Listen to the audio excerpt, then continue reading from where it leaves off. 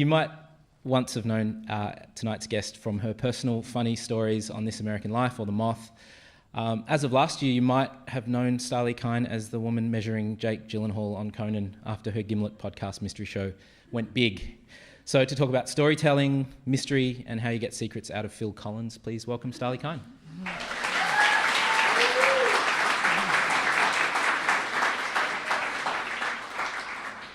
So Starlee, I just want to start by acknowledging that this is probably like an out-of-body experience for a lot of the people here who are used to listening to you one-to-one through earbuds, thanks to the kind of intimacy of podcasting.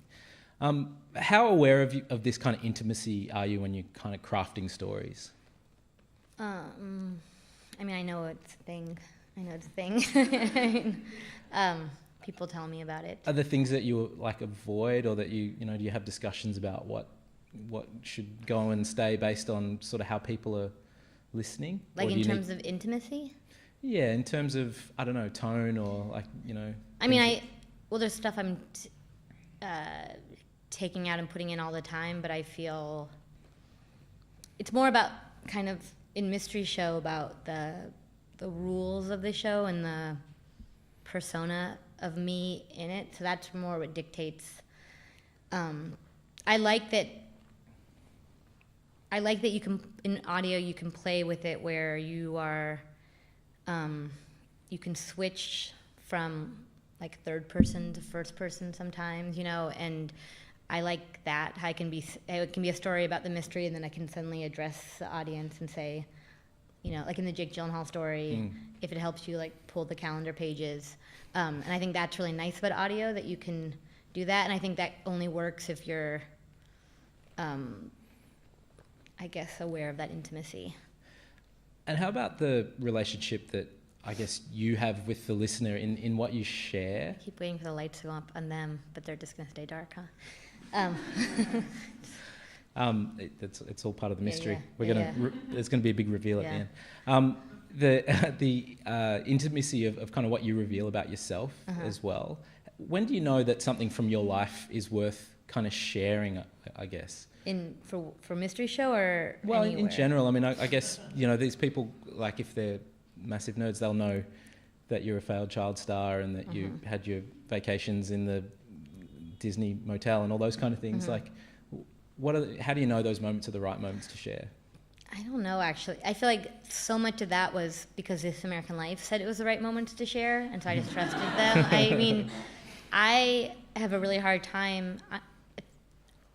I think there are some people who kind of think everything is worth sharing, and I don't. And so unless someone tells me I should share it, I don't think I don't. Yeah. And so, it's a good question, because, I guess I just need validation for that stuff. And what about other people's stories? Like, how invested do you get in them? So we'll probably talk about it a little bit more later, but like the Ticketmaster guy that you spoke to in the Britney episode, like, do you follow up with it? Does he call you? Do you have Thanksgiving with Hans Geordie now?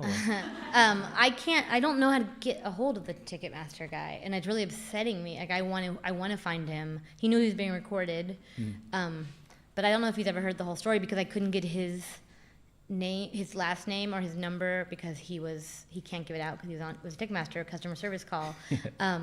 So I really want to follow up with him. I have a lot of questions about his life and the place that he was at. I'm serious, because he was also about to he was considering joining the army, and I'd spent time trying to talk him out of that. And I feel, with him in particular, I think it's very important that he knows the impact he's had, because that's a lot of people's favorite part. Yeah. And he affected people, and he especially is the kind of person who should know that, because I think it would really mean something to him. And he deserves, I spoke at a customer service conference, and it was me and John Ronson. You guys know who John Ronson is? And John Ronson, and we're friends, and he called me the night before, and he was like, we both were doing keynotes, and he was like, "You're gonna win, because your story is porn for customer service people." And so, And it kind of was. And so I feel, but when I went to this conference, there were napkins printed with one of the quotes from Dennis. And I feel like the fact that he doesn't know that he's being quoted by people, and there's a cocktail napkin printed out and passed out among these executives and then they said they would give him a job if I could find him. So I feel like there's real stakes involved in me getting to Dennis. The person I keep in touch with the most is Chef Renee. Like Chef Renee and I Skype all the time. And his wife too. Just eat pistachio pizza. He's in touch all the time. Yeah. I do want to go to a little bit of audio, if that's okay, Ruby. And then I want to talk about fate for a second, so we'll just hear the clip. It'll be interesting to know if he remembers where he left it. He won't know exactly where he left it, because if you know where you lost something, it's not lost. Back. And he did go back, and I had already found it. Oh, wow. What if you could have just missed each other? Yeah. If Jimmy had walked by at any other moment, instead of the buckle, he would have just found some Swiss guy rooting around in the gravel. Just like if Saded hadn't been in that bar that night, I wouldn't have known Hans was a cowboy. So there's two instances of kind of fate driving the story in Belt Buckle. And, there's the I Love 9/11 lady who felt her life was saved by her mother's birthday. And there's the, going back into some of This American Life stories, there's Trent and the Beaver Kid, and then there's the bookseller's parents winning the lottery in the Britney episode. Fate kind of comes up a lot in your stories. Is it do you kind of look for that? Do you sort of go, there's a fate moment, let's put it in, or does it just? No, I don't. I mean, I didn't even make the connection until right now when you said that. I think it's more like the notable moments in someone's life. Like a lot of times when people tell stories, there's a reason they remember details of their life, because you forget most of your life. And so if they're telling me a story from their life, it meant something to them. And I think that's I think that's kind of inherently tied to the idea of fate, because you can really read in, there's some things you can read into and decide that was meant to be. You know what I mean? You're making meaning out of fate is about making meaning out of your life. And so I think like the pivot of a story is often about that meaningful moment. But I'm going to go back and see if there's other moments of faith that have. Someone just tweeted. I've got a few catalogued. Yeah. I'll send you the list. Is there more than that? Yeah, no. Someone just tweeted me something else where they said there was something about politics that I hadn't realized was a reoccurring thing, because I didn't think I like anything in politics, and then it was interesting to have someone else's perspective be like, oh, I guess I. Is it strange that there's people like mining through this stuff and making connections that you haven't made? I mean, I wish there was more of it. I mean, I feel like I want to be told more than.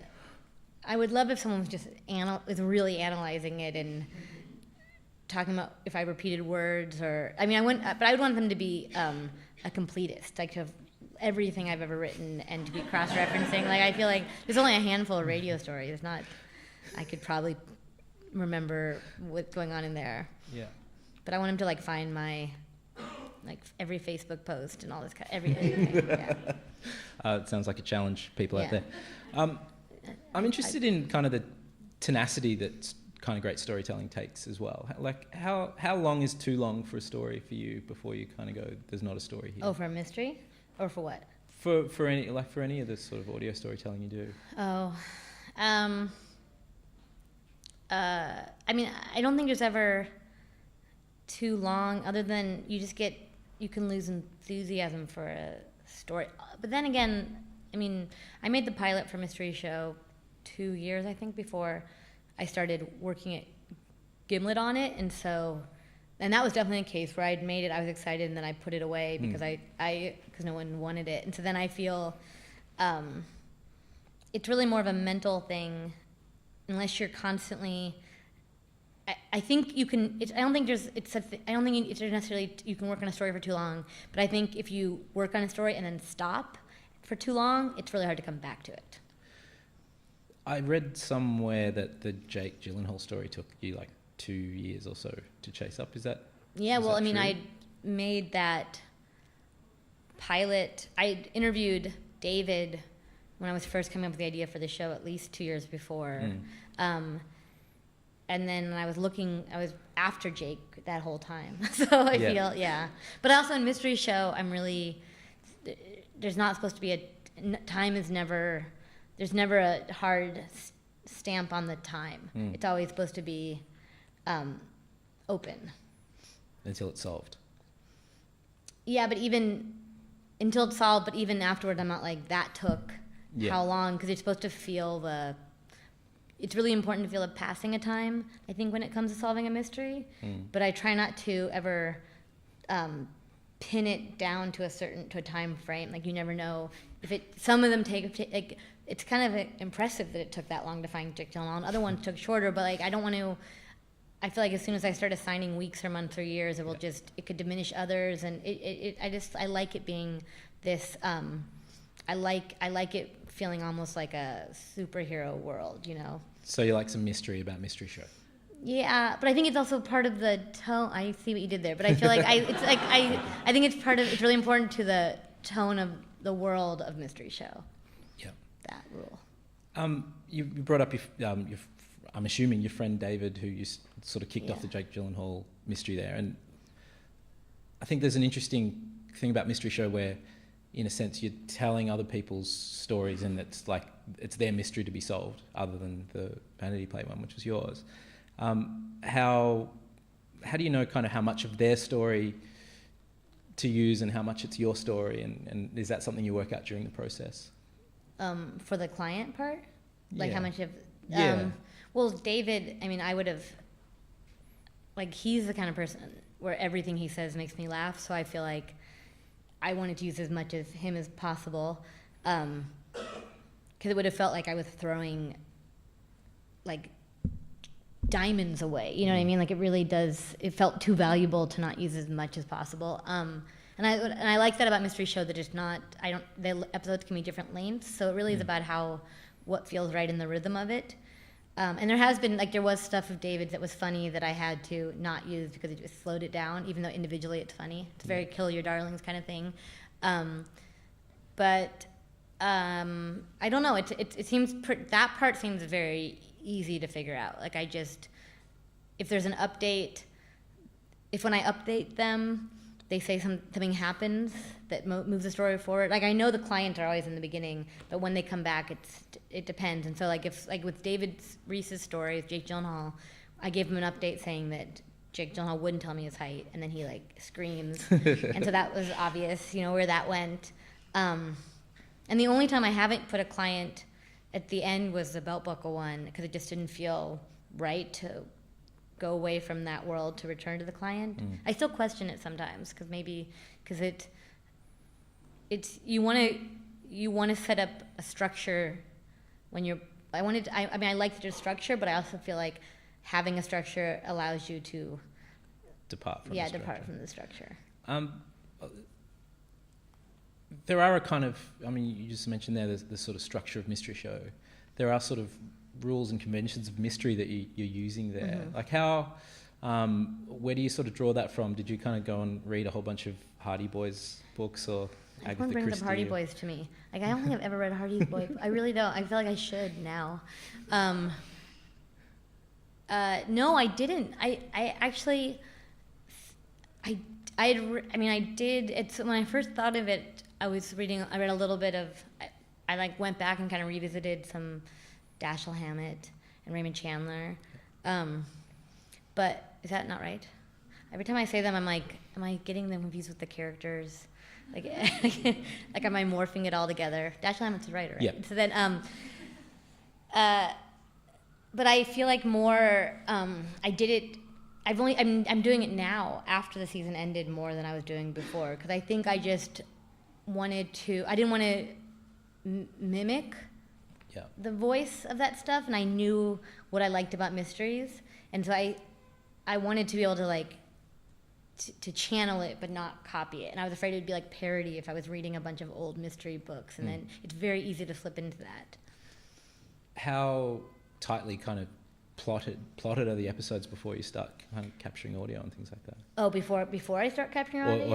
At what point do you sort of script it and plot it and sort of and assign those kind of mystery kind of conventions to it? After the mystery's solved. Right. Because none of the writing gets done until afterwards. With season 1, I was kind of like, I knew how the episodes were going to sound as I was recording, when I went to do Belt Buckle, I was just like, I know what this is going to feel like. But none of the writing had been done. And the writing gets done last, because it's the hardest part for me. And I'm dreading it the most. And cutting tape is really fun.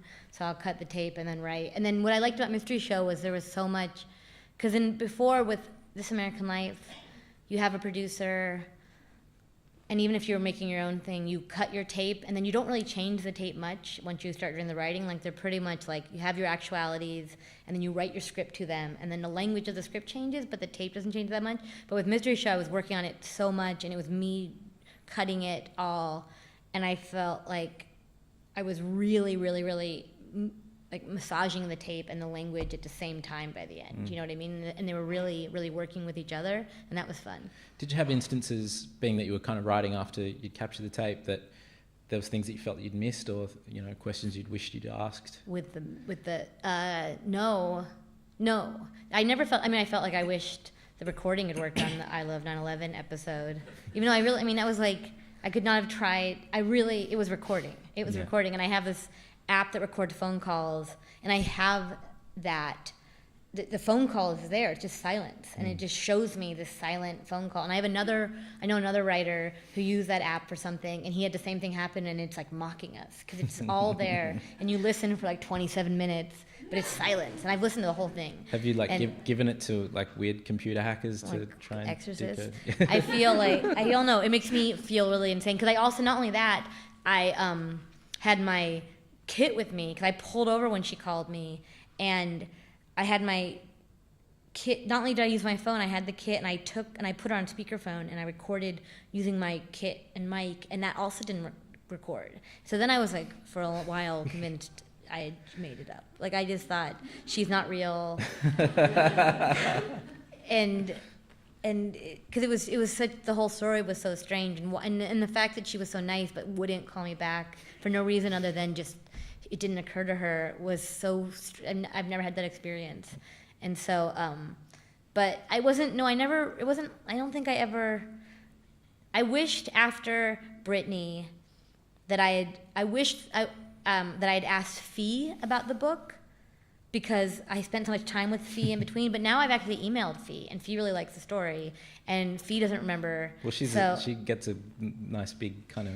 Yeah, you never know. Yeah, I'm glad she liked it. She really liked it that I said, you don't know if she's neither old nor young. She loved that line. And I was like, it could be interpreted any way you want. And so, but the guy who, Alan, who told me the Phil Spector story, is friends with Fee, and he gave me Fee's email, and then I emailed her. It was great. And then she emailed me back. She loved the story. And then she was like, I wish I could remember where Britney got the book. I wish I could remember.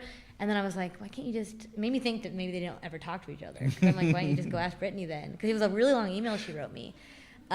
So that I wished that, but then that was resolved. Yeah, I wished. There was with Britney, I wished I had worn a T-shirt with Andrea's book on it to like jog it more, because I didn't realize how strict it was going to be that you couldn't bring anything in, because I had a photocopy of Andrea's book that I was going to show her. So you couldn't even bring a piece of paper in there? You couldn't bring anything in. And I was so afraid to even try to sneak something in because of those rules that Fee established, but also because what if, again, if there was anything that prevented me from getting in there, it would be so devastating, and a disaster that I didn't bring it in. I at the very last second, I was gonna maybe bring it in, and at the very last second, I put it back I put it in the bin. And I regretted not taping the line to get into the meet and greet, because I could have used my phone to tape that the whole time. But I was like talking to the entrepreneur guy. I don't know. That was one thing that didn't occur to me. But otherwise, it was nice.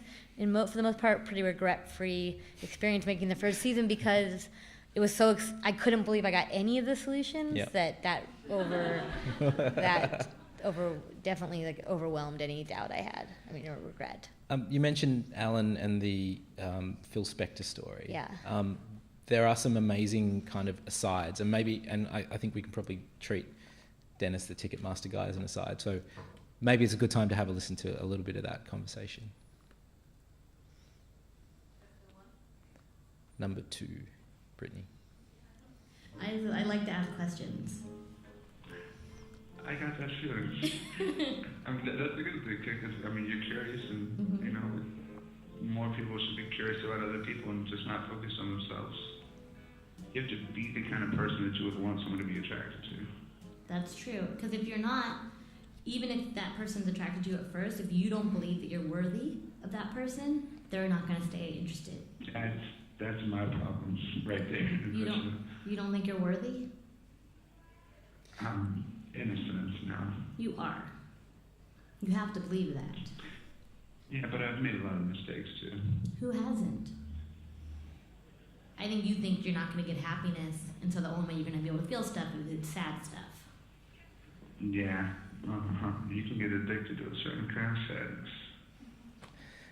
It's a pretty amazing quote there from Dennis. That was no, that wasn't that. But actually, that's apparently a quote from the what's it called? The band. Yeah, Gautier. Probably should know that. Huh? I didn't know that. I didn't know that. Welcome to Melbourne.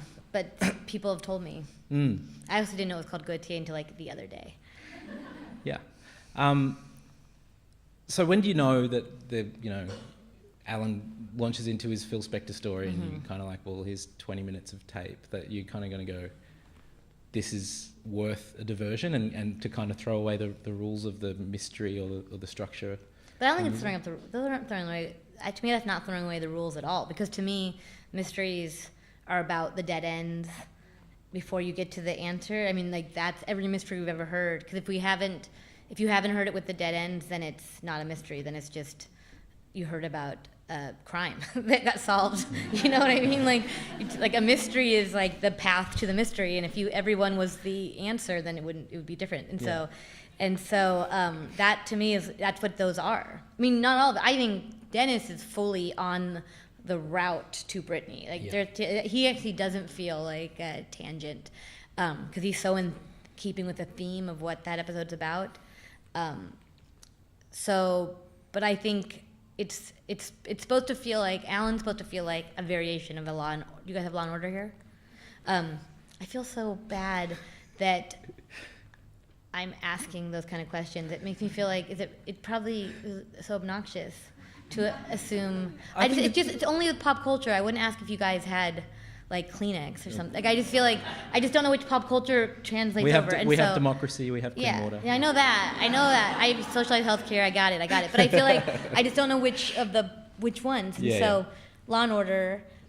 Like, I feel like it's that. It's like going into it's like the first two people they interview. Instead of them telling you a red herring in terms of, not even red herring anymore, because we all know it's not that person, they tell a story. And so, like, the misleading suspect is the story. Yeah. You also managed to kind of get into sort of these weird little worlds and subcultures really well, like whether it's the European chefs of the American Southwest or people who train their dogs to drive, or how do you I don't really have a question. You're just complimenting me. You're just saying a nice thing. Thank you. How in tune do you have to be to kind of what you're capturing to sort of go, oh, there's a world here. Let's kind of keep digging through here. It just has to feel like the right world for a mystery show, because there's other stories that people have told me that don't work, and even like the dog was I was on the fence about that because I didn't want it to be like, I'm not going for wacky. I'm not. Do you think I am? Does it seem very wacky to you? Do I seem wacky? You've upset the pro-wacky part of the crowd. Yeah.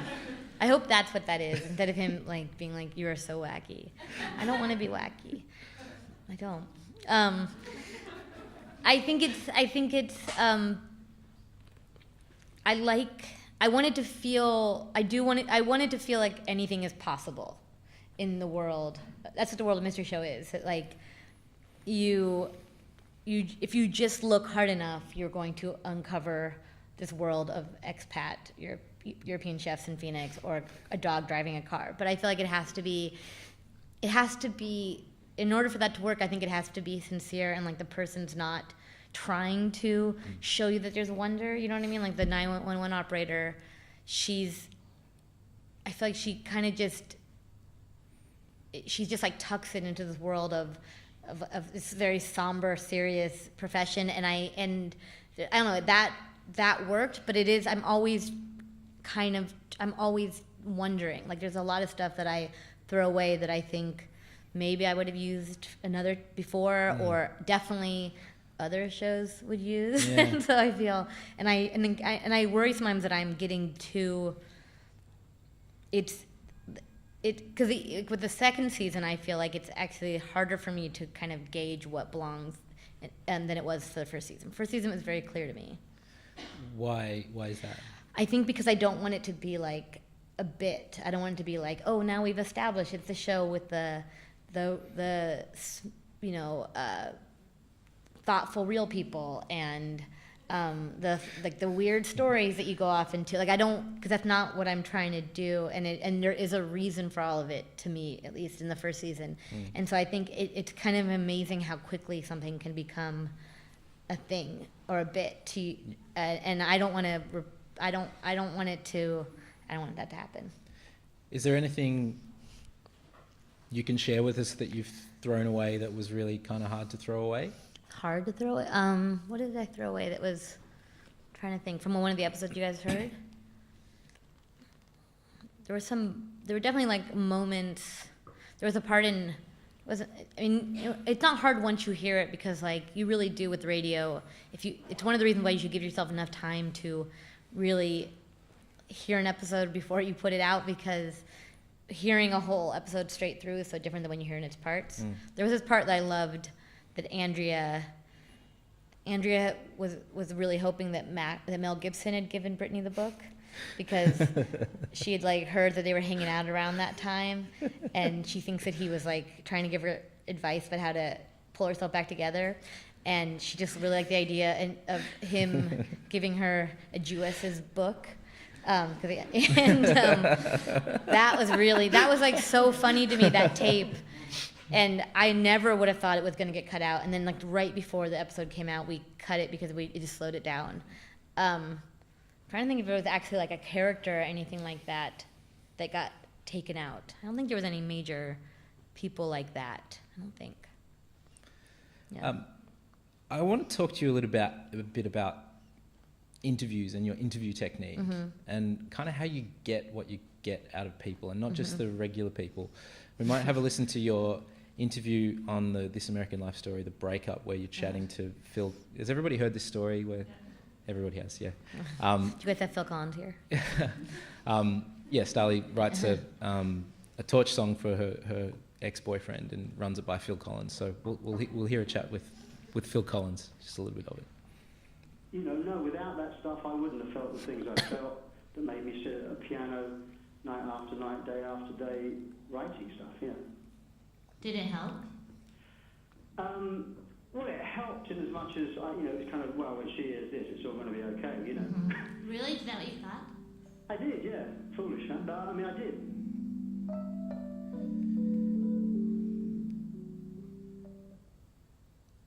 I just like the music there, sorry. How do you kind of get a real human moment out of Phil Collins, who's probably done back-to-back interviews all day? And I don't think he's done back-to-back interviews that day. I mean, I feel like that. Do you think by the time I was interviewing Phil Collins, he was he doing daily interviews? He wasn't.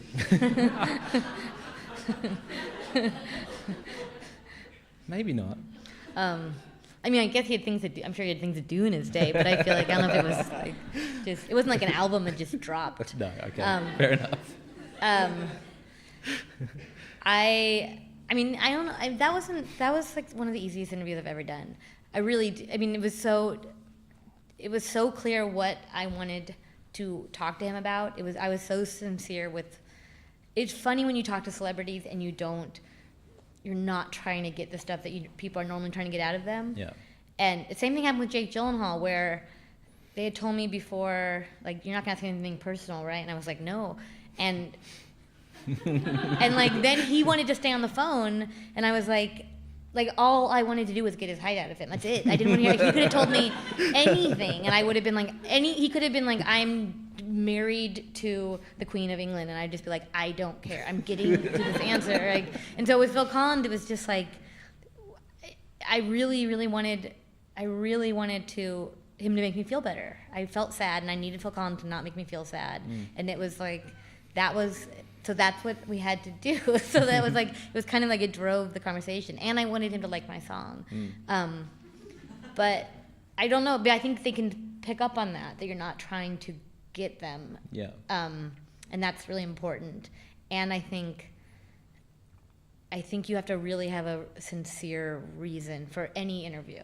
I think you can tell. That's what I mean. Like even when I like I'm constantly checking myself. Like when I call people now, like I couldn't call a customer service representative now because I'd be too aware. I wouldn't feel. I would be too aware of what was going on, and I wouldn't be able to connect the same way. But I think it is all about. It sounds corny, but I think it is about connection. Is it? You know, are there tools that you use? And I say this kind of listening to the This American Life episode, The Rundown, where you kind of talk about getting rid of small talk and the sort of, you know, how to get real deep real fast. Do you kind of use that in your interviews, or is that sort of a separate... I think so, yeah. I mean, I think interviews are so great because you have this heightened awareness where you're really listening to the other person. I feel a real obligation to them because they're giving me their time and probably going to help me, you know, in the way. And especially in a mystery show, it's like double because they're helping me solve a mystery, but they're also helping me make my show. And I think it's so great because you're allowed to be exactly how I want to be in real life without having to like, I mean, I guess you do, you still have to listen. You can't always like, you still have to listen to conversation sometimes you're not totally engaged in, but I think there's something nice about interviewing that allows you that focus, and I think I try to make them as unsmall talk as possible, which is also why a mystery is great because we all are on the same page about what we're heading towards, and I think the more I do that and the more I have those kind of conversations, the harder small talk has become for me in real life. Like I almost can't. I mean, I can't handle it at all. I checked into the hotel here, and all they were trying to do was tell me like what floor my room was on, and I was just like, I know, I got it. Not rudeness, but it's just like I can't handle anything that's not about like feelings or like, meaning. And everything else, I'm like, we can figure out. We don't need to talk. Yeah. It's true. We can all figure out where our rooms are in a hotel. Really making me think about what the next question's going to be. Oh, yeah. This is the scariest interview I've ever done. Let me tell you. You touched on it a little bit earlier about sort of the audio craft of what you do. It's not immediately, you know, like you're not Radiolab, that you're not sort of like zinging around your headphones and all that kind of stuff. I'm guessing that's a conscious decision not to do that. But what are the things that we might miss that actually is really crafted, where you just feel like it's a conversation, but really it's not? Oh, I think like it's all so crafted. I mean, it's every second is edited in some way. It's just not edited in that Radiolab. It's not like soundscaped. It's. I mean, there's so much. There's so much. I don't want to make it seem. I don't want it to be like there's like every second's edited so it takes away from the listening experience. Because it's not like that, and it's not like I'm manipulating the meaning. But I feel it's the pacing. It's the pacing of everything, and you know, pauses put in and things are. It just and it's so fun. That's what I love about it. And I think like there's nothing more fun than making tape the best it can be. Or at least what I want it to be. And I think what I like about Mystery Show is I really love, I love that I can make this community of expat, old men chefs seem so magical, you know, and it's because of them that I feel like I really like that I can it feels fictional. You know what I mean? That they all feel like these characters and heroes, and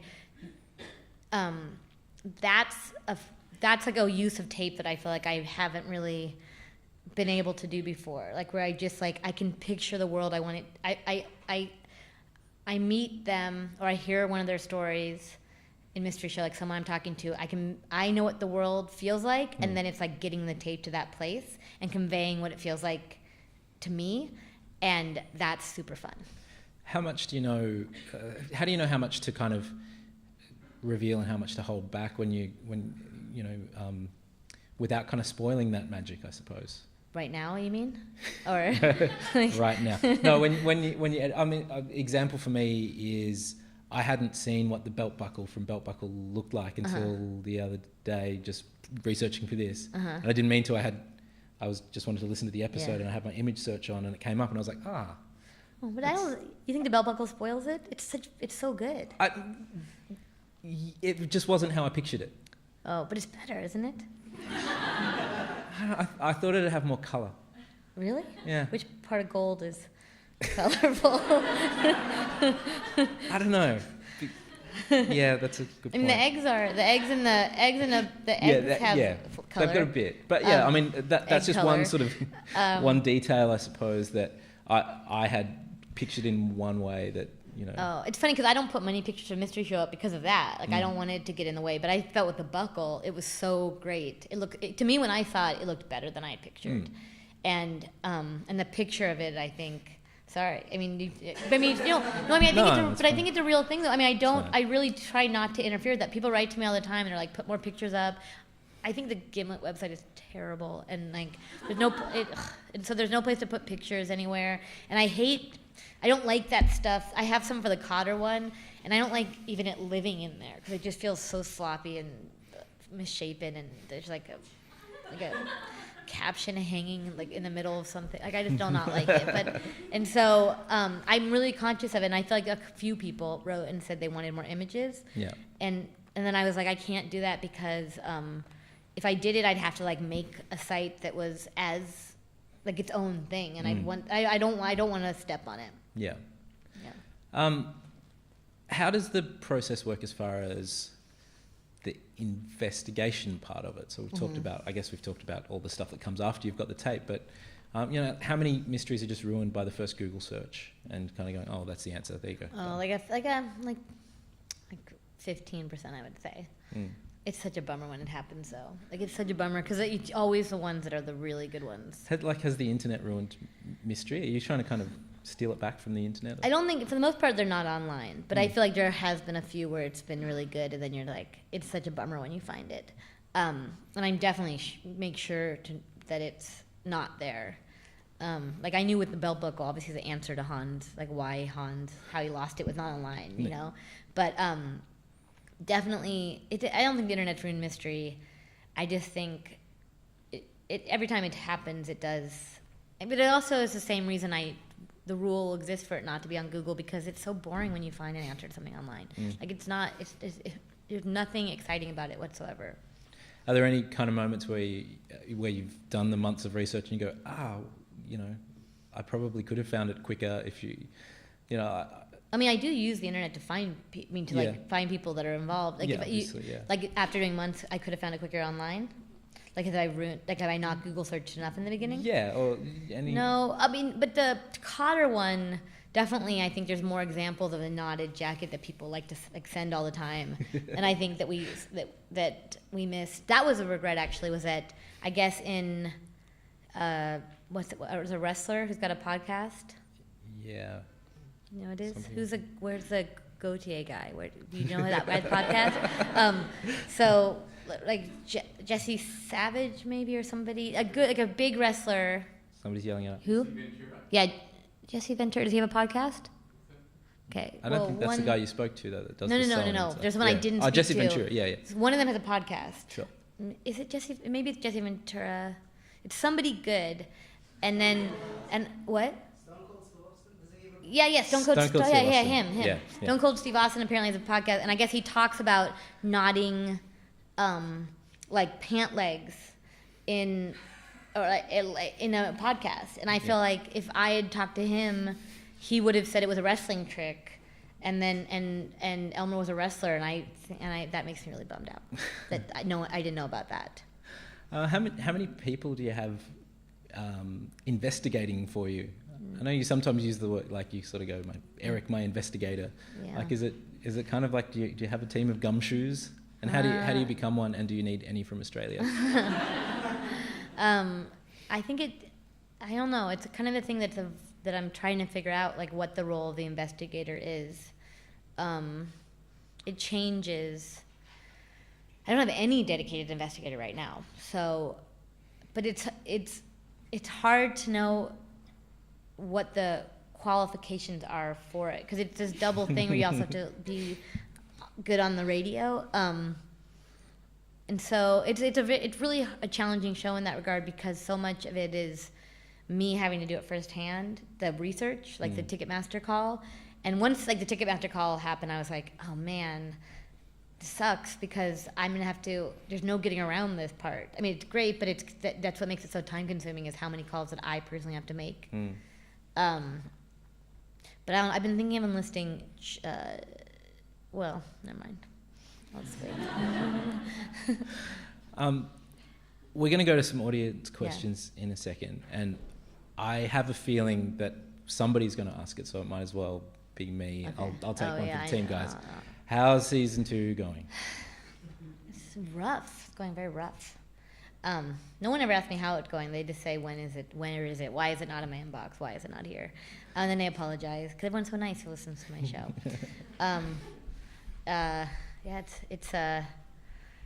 It's going. Mm-hmm. And I mean, are there added pressures in that you kind of know what it is now? It's got an audience. There's expectations, all those kind of things. Yeah, definitely. I think there's lots. I mean, I've talked to other people.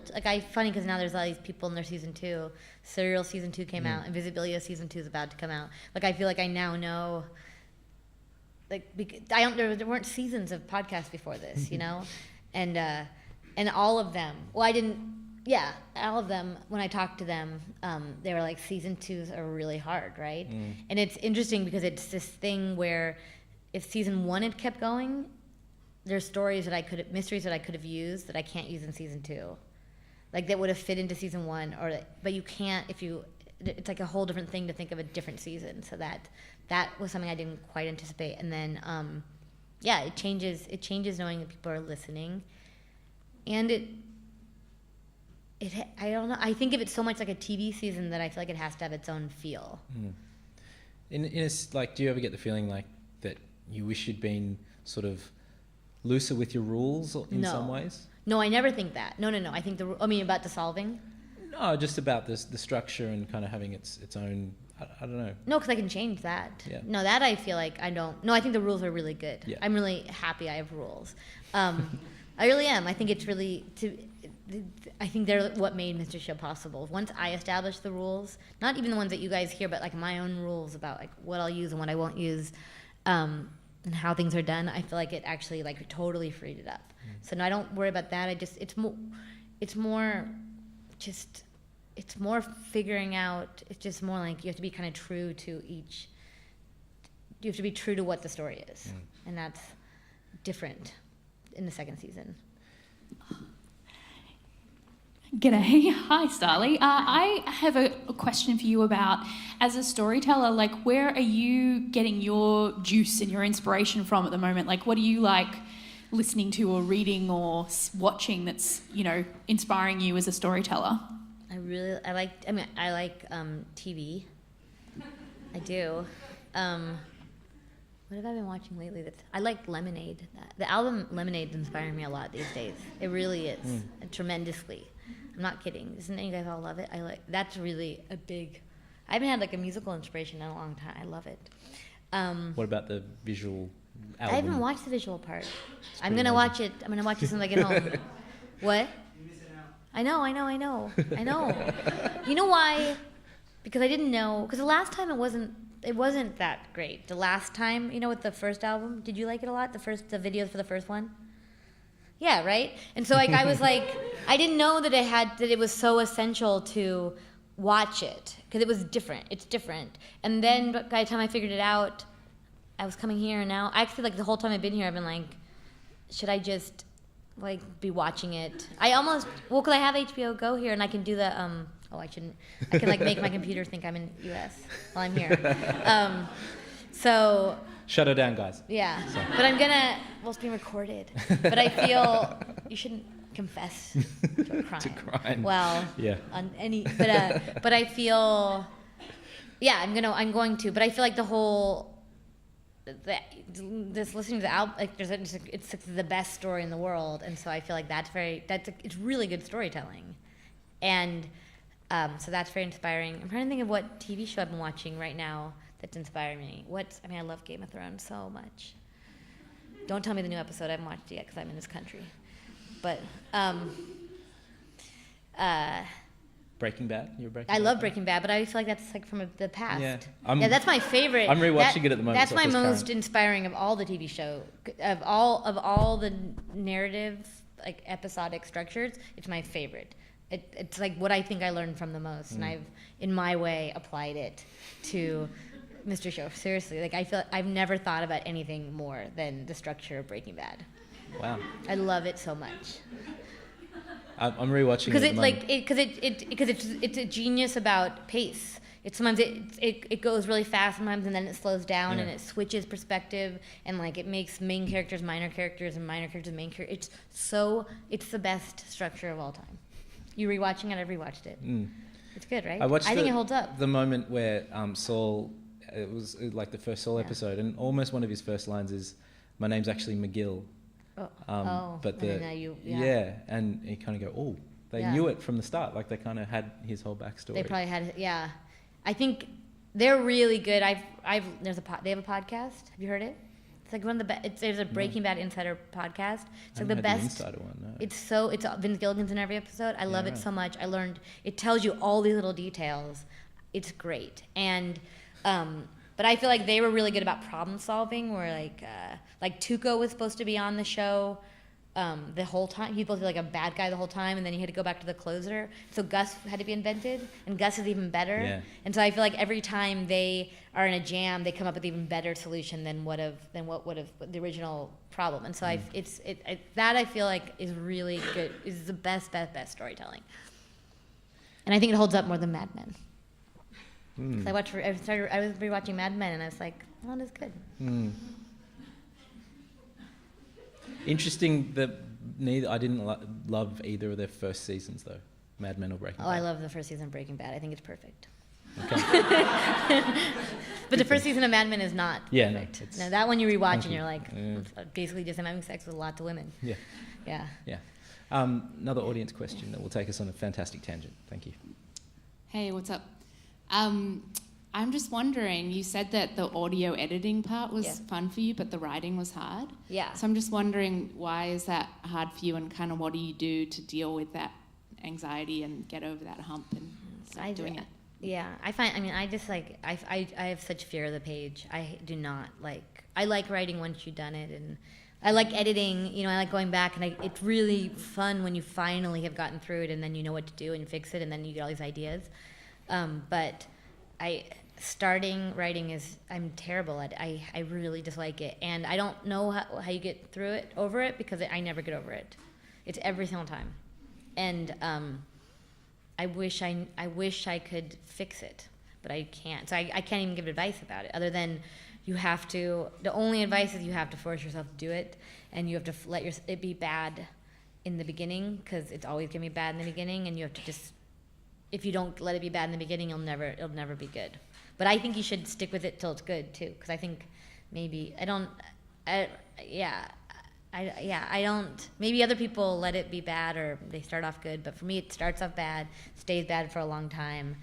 It looks like I've done nothing for a long time, because it'll be like one paragraph for like 2 weeks, and then it's like until I can get the first like one good sentence down, it never gets faster.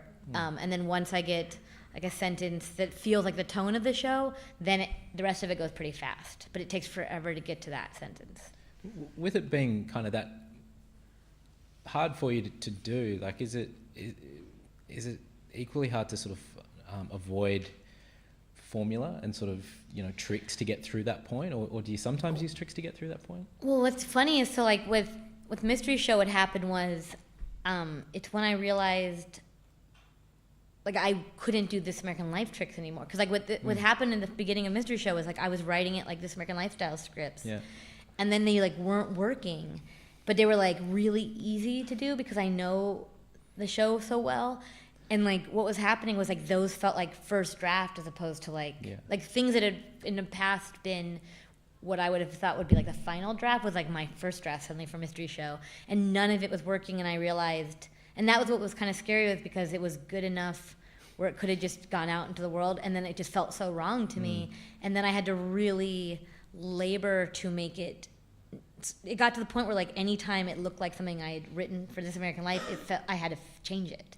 What's an example of a This American Life trick? I mean, I'm not trying, and this is not reducing This American Life, because it's really good. But I mean, it's just, like I remember in the part with Jimmy Turk, the belt buckle, the part you played with the guy talking about, the kid who found the belt buckle, I had all this writing about, like, the idea of him finding it and what it meant for him to find it, and just, the tricks are, and I really do feel bad just calling it a trick, but it's just like, this is the thing about finding the belt buckle, and that really did not work. It really, really didn't work. And once I started to strip that away, and it helped me figure out the voice of the show.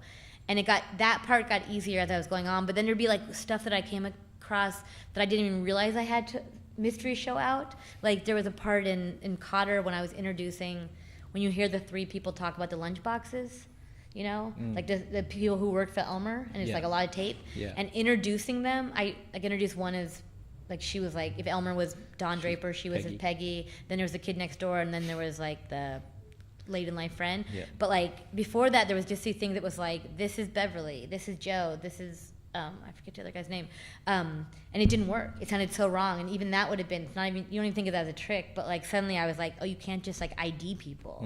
Everyone's got to be a character, and every single thing has to be working to be establishing this world. Yeah. Great question. Got another one up here. Hey, Starlee. I just have a question about. Hi, I'm over here. I'm Andy. Hi. I have a question about sort of live radio and as live into podcasts. As we move sort of towards podcasts more, and you're talking about how everything's so heavily edited and sort of structured, do you think we're moving away from that sort of live conversation style of the way we interact with our audio programs? No. Have you heard podcasts? No, there's like every podcast is that. I feel like moving away from like the live interview. Yeah, I mean, it's just, I guess, the two different styles of podcasts. I really don't. I think most. I mean, I think there's a style of podcast that is just a conversation, and then I think a lot. I mean, I don't think many places edit to the degree that I'm talking about. So I feel like no, I don't think we are. And also, like with Mystery Show, like I'm also really trying to. Part of the editing is making sure I capture like a moment happening, so it's not like I'm getting rid of something. If anything, like I remember with the Phil Spector story, there was this big revelation to me where he was just telling the story, but I didn't have tape of me going down the hallway and being in the elevator, and it just sounded like this anecdote that was suddenly in the story that you didn't understand, and I kept trying to figure out how to convey what was so. The reason I knew I wanted to use that story is because like I got to his house, and the minute he opened the door, he was like, "Phil Spector held a gun to my head," and like it was like that, and it felt so energetic. And like and as soon as I put in that sound, and then like you heard him open the door, it changed everything. So I feel like it was like capturing that live interaction in a way that it's definitely editing, but it's trying to preserve what it feels like to have that connection. And I think the same thing with Ticketmaster. I think the reason people respond to that Ticketmaster conversation is because you hear us forge a bond while listening to us. Well, and I think that is what that is. It's not like me setting up an interview and being like, here, we're going to talk about this, and now we're going to connect. You hear it, and something happens. And I think there's different ways to capture, live energy than an unedited thing. And sometimes when things are unedited, I feel like that's when you start to drift, because they're just like, it's all in there. It's more of, that becomes more of like a anthropology, you know, where you're just like, I need to hear every second for history, but it's not this, I don't know if it does it more. Another question. The back here. Hello, Starlee. Hi. I don't know much about your life before Mystery Show. How did you start working in radio? Oh, I was in college, and I made a documentary about my neighbor, this old lady who thought I was a drug kingpin, and it's true, and then someone at This American Life, in the very beginning of This American Life, heard about it, but it wasn't because of anything fancy. I was working in a bookstore. Someone I was working with at a bookstore knew this guy, told him. He came over and did a story about me and her for This American Life, and then I was like, I'll just keep hanging out with you and do what you do. so then I became an intern there and then a producer. So I got really lucky, and I didn't know anything about radio. I'd never heard radio. I didn't study journalism, anything. That was fate. That really was, because that was just, I mean, it was crazy.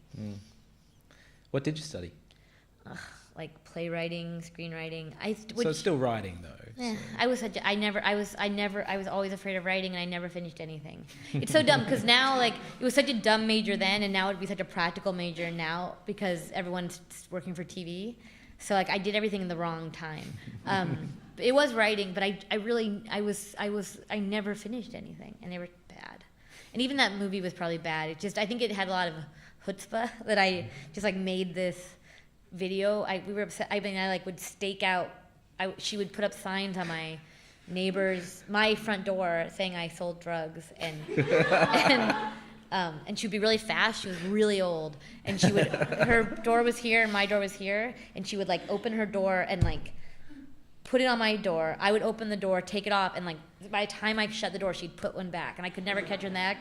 So I would go to my neighbors across the hall, and I filmed through the peephole my door all day, and I finally caught her doing it. It was like a super Roman Polanski style session.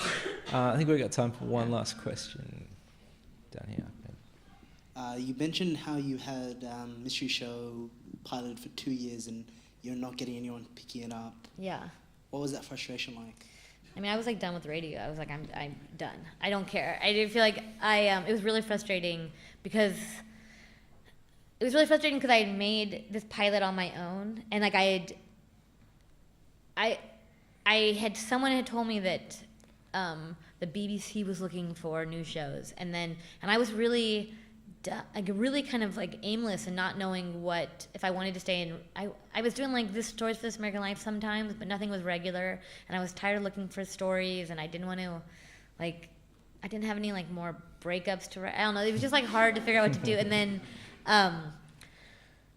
then I had this idea, and it's so rare that you have an idea and you force yourself to do it. You actually like I remember it was raining and I was so unsure about it, and I forced myself to like for a week to go out and investigate this video store story. So it's so rare that you actually do it, and then that it turns out to be like you get it right, and I could feel like I got it right. Like it felt different. It came out of a vacuum. I did it in my apartment, most of that pilot.